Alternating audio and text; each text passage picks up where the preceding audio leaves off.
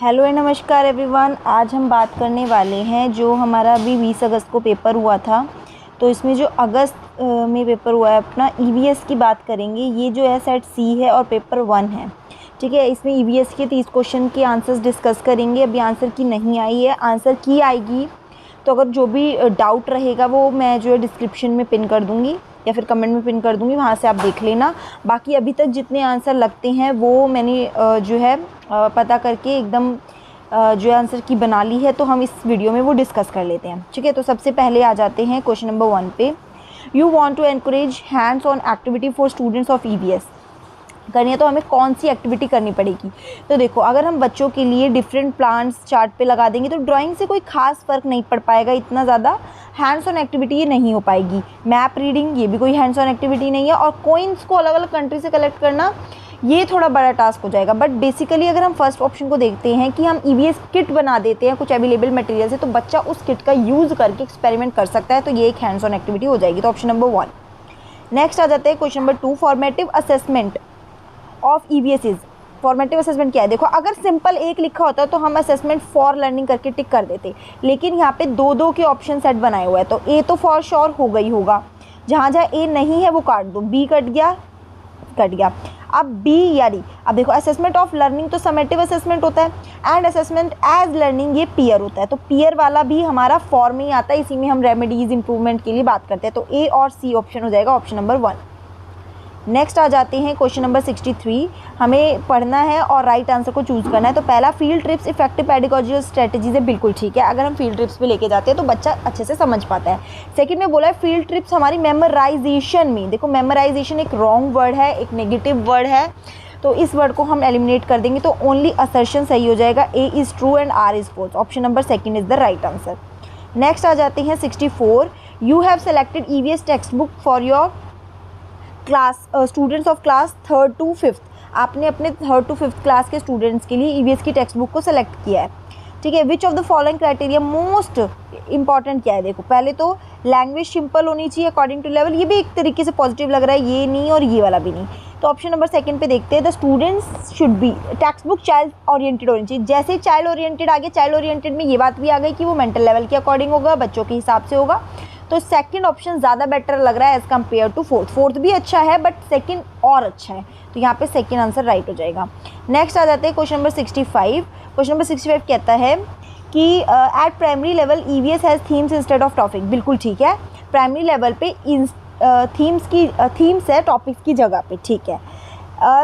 EVS learning is easy for teachers and students as compare to topics. अब देखो, बात तो ये भी ठीक है, पर पहले वाले को सेकंड वाला ज़्यादा तरीके से, अच्छे तरीके से नहीं एक्सप्लेन कर पा रहा है, तो ऑप्शन नंबर 1 हो जाएगा। मैंने इसमें 4th टिक मारा था, बट मैंने 2-3 वीडियोज़ में देख के मुझे ये आंसर मिला है, तो हम जो है 65 पे स्टार मार्क कर लेते हैं। ये जो है आंसर की के बाद और श्योर कर लेंगे। नेक्स्ट आ जाते हैं question number 66। Which of the following is not a learning outcome. इनमें से कौन सा एक लर्निंग आउटकम नहीं है क्लास 3rd में। तो यहाँ पे जो है ऑप्शन नंबर 4 हमारा करेक्ट हो जाएगा, क्योंकि अगर हम 3rd क्लास की बात करते हैं तो बच्चे जो है इतना ज़्यादा जो है अनुभव किए हुए मुद्दों पर आवाज़ उठाना, एकदम समाज की प्रथाओं से संबंधित ये सब चीज़ें 3rd क्लास के बच्चे में इतनी ज़्यादा नहीं आ पाएगी, तो इसीलिए ये जो है एक नहीं हो जाएगा, नो हो जाएगा। नेक्स्ट आ जाते हैं question number 67। Which of the following option is a major objective of teaching EVS. 1st to 5th को टीचिंग ईवीएस पढ़ाने का क्या सबसे मेजर इंपॉर्टेंट जो है एक ऑब्जेक्टिव कह सकते हैं। तो helping children linking the classroom activity या classroom work with the outside world. मतलब क्लास से बाहर, स्कूल से बाहर बच्चा अपनी नॉलेज को कनेक्ट कर पाए, ये एक अच्छा एक इंपॉर्टेंट मेजर ऑब्जेक्टिव है। नेक्स्ट क्वेश्चन नंबर 68 पे आ जाते हैं। क्वेश्चन नंबर 68 कहता है कि Mrs Sheetal like to use story. वो अपने क्लास में जब बच्चों को पढ़ाती है, कॉन्सेप्ट समझाती है, तो स्टोरीज़ और पोएम्स का यूज़ करते हैं। क्या लॉजिक है उसका, मतलब उन टीचर्स का पोएम और जो हमारी स्टोरीज़ है यूज़ करने का। तो पहले सिलेबस कंप्लीट करना, ये तो बिल्कुल भी मोटिव नहीं हो सकता है।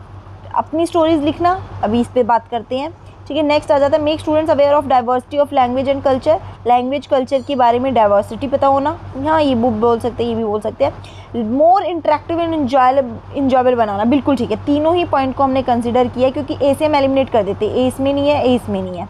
बी तो आना ही था, पर डी भी मेरे को सही लग रहा था, तो बी और डी तो सही थे ही थे, तो अब बी और डी सही है तो वो ऑप्शन में नहीं है, तो सी को साथ भी हमें लेना पड़ेगा। तो एलिमिनेशन मेथड कभी कभी हमें यूज़ कर लेना चाहिए जिससे हम इजीली कर पाएँ।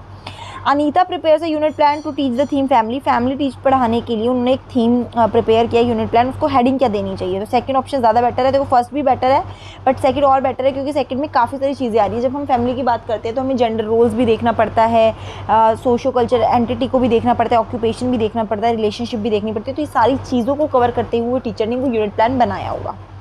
नेक्स्ट आ जाती है 70। A teacher wants to select synchronous communication with her students for teaching EVS. मतलब एक जो है ईवीएस में टीचर जो है अपने विद्यार्थियों के शिक्षण के लिए तुल्यकालिक एक तरीके से संप्रेषण रखना चाहती हैं। तो इसमें क्या क्या चीज़ें आ जाएंगी? मतलब एक बेटर कम्युनिकेशन होना चाहिए। तो देखो वीडियो कॉन्फ्रेंसिंग में भी फेस टू फेस हो जाएगा, ऑनलाइन चैट में भी लगभग 2 वे कम्युनिकेशन हो पाएगा और फ़ोन कॉल्स पे भी। बट अगर ईमेल की बात करें तो बिल्कुल 2 वे कम्युनिकेशन नहीं लग रहा है एक तरीके से। सिमिलरली ब्लॉग्स वगैरह टेली कॉन्फ्रेंसिंग में भी नहीं हो रहा है, तो ऑप्शन नंबर सेकेंड करेक्ट हो जाएगा। नेक्स्ट क्वेश्चन नंबर 71 पे आ जाते हैं। While teaching EVS a teacher statement questions which encourages students to elaborate and answer either on their own or from the responses of others। तो इसमें क्या कर रहे हैं, एक दूसरे से मिलजुल के जो है क्वेश्चंस को हम सर्च करके फाइंड करें। तो खोजपूर्ण प्रश्न हम यहाँ पे कह सकते हैं, एक दूसरे को प्रॉब करें और एक दूसरे से मिलजुल के वो आंसर्स निकालने की कोशिश कर रहे हैं। नेक्स्ट आ जाते हैं 72। थीम ट्रैवल अगर रिलेटेड है हमारी रेलवे स्टेशन से तो हमें बताना है फूड किससे रिलेटेड होगी। तो फूड हम एग्रीकल्चर फार्म से कर देंगे, इसमें हमारे फार्मर भी आ जाएंगे, हमारे फार्मर्स भी आ जाएंगे और फार्म भी आ जाएगा। ठीक है, 72 का थर्ड। नेक्स्ट आ जाते हैं क्वेश्चन नंबर 73। आंसर पढ़ना है और आंसर मतलब क्वेश्चन पढ़ना है और आंसर देना है। Learning of EVS needs to be oriented process skills. हाँ जी बिल्कुल ठीक है, इसमें ऑब्जर्वेशन, आइडेंटिफिकेशन और क्लासिफिकेशन होनी चाहिए और साथ ही में हम इससे वेरियस स्किल्स को डेवलप करते हैं। तो बोथ असर्शन एंड जो हमारा रीज़न है वो ठीक होगा।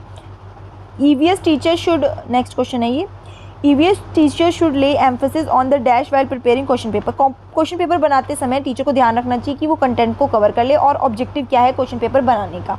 ऐसा नहीं है आउट ऑफ ऑब्जेक्टिव हो जा रहा है, बच्चों की नॉलेज के बाहर हो जा रहा है, तो कंटेंट के अंदर से विद ऑब्जेक्टिव हमें वो पेपर बनाना है।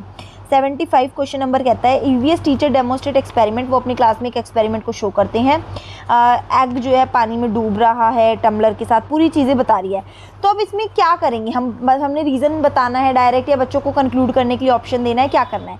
तो यहाँ पे हमें बच्चों को अलाउ करना है कि वो कंक्लूड कर पाए अपनी अपनी ऑब्जर्वेशन और उसके अकॉर्डिंग आंसर दे पाए। ठीक है ना, क्योंकि अगर ये डेंसिटी वाला अगर हम ऑप्शन नंबर 4 से देखते हैं तो यहाँ पे जो है ये बड़ी क्लासेस के लिए तो ठीक है, बट अगर हम प्राइमरी की बात करें तो बच्चों को खुद से हमें मौका देना चाहिए, तो ऑप्शन नंबर 3 हो जाएगा। नेक्स्ट आ जाते हैं 76।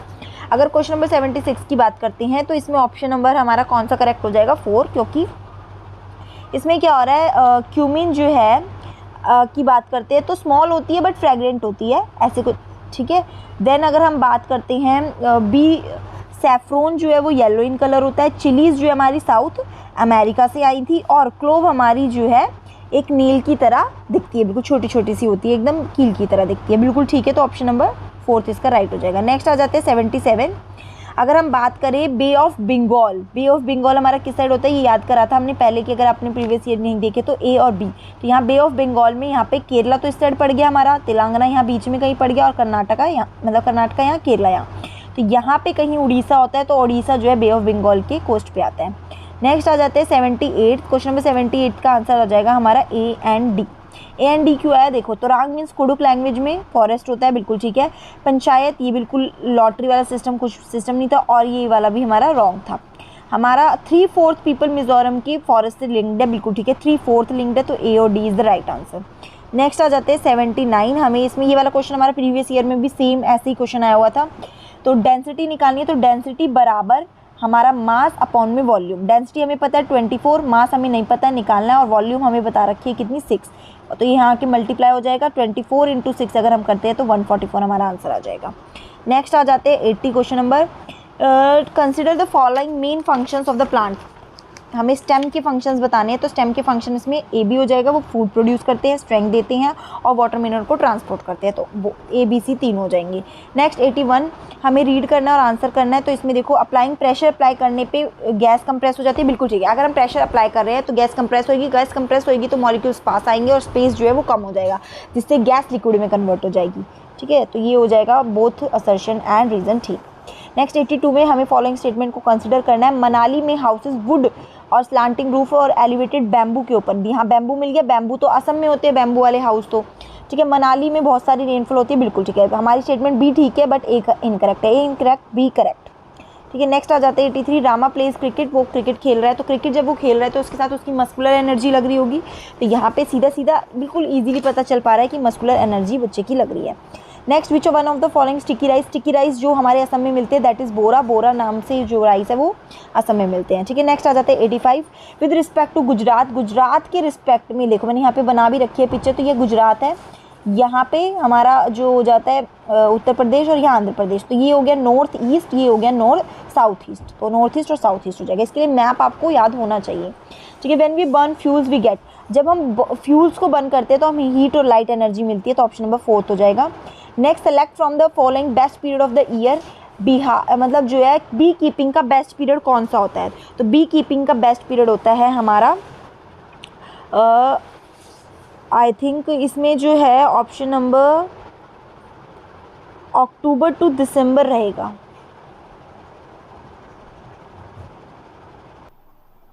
तो इसमें हम जो है अक्टूबर टू दिसंबर पे क्लिक कर देंगे, ठीक कर देंगे, ठीक है। मतलब ये सबसे बेस्ट टाइम होता है बिहार में बी कीपिंग का। नेक्स्ट आ जाते हैं 88 पे, consider the following incorrect one form, incorrect कौन सा है इनमें से, देखो सबसे पहले फ्रॉग्स जो है फैंग्स होते हैं उनके पास, ठीक है, अपने फूड को स्वेलो कर लेते हैं, उनके शार्प टीथ होते हैं और दे च्यू अप देयर फूड, इन दोनों में कन्फ्यूजन थी, बट वो अपना फूड च्यू तो करते ही नहीं है, तो ऑप्शन नंबर 2 डायरेक्टली हम ठीक कर देंगे। नेक्स्ट, ब्रॉन्ज, ये हमने पहले वाले प्रीवियस ईयर में भी किया था, तो ब्रॉन्ज जो है हमारा टिन और कॉपर से बनता है, और एक था हमारा ब्रास, वो जो है टिन और जिंक से बनता था, ठीक है ना, कॉपर और जिंक से बनता था। नेक्स्ट आ जाते हैं, तो आंसर हो जाएगा टिन एंड कॉपर।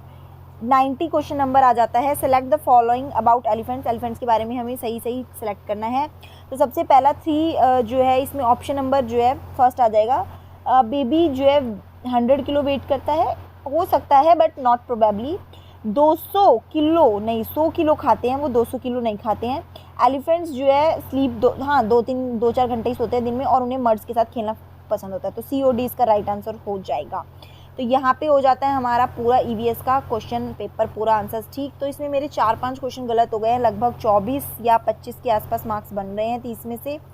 आप मुझे अपने कमेंट में बता सकते हैं कि आपके कितने करेक्ट हुए हैं। बाकी आंसर की आने के बाद हम एक और बार चेक कर लेंगे जो भी डाउट रहता है। आई होप आपको वीडियो अच्छी लगी होगी, सारी चीज़ें क्लियर हो गई होगी, और जो आपको डाउट हो रहे थे वो भी आपके थोड़े क्लियर हो गए होंगे। फिर भी अगर आपको कुछ भी पूछना है तो आप कमेंट सेक्शन में पूछ सकते हैं, और भी किसी सब्जेक्ट पे वीडियो चाहिए तो आप मुझे बता देना, मैं न्यू वीडियोज़ पे बना दूँगी। Thanks for watching the video. जय हिंद, वंदे मातरम।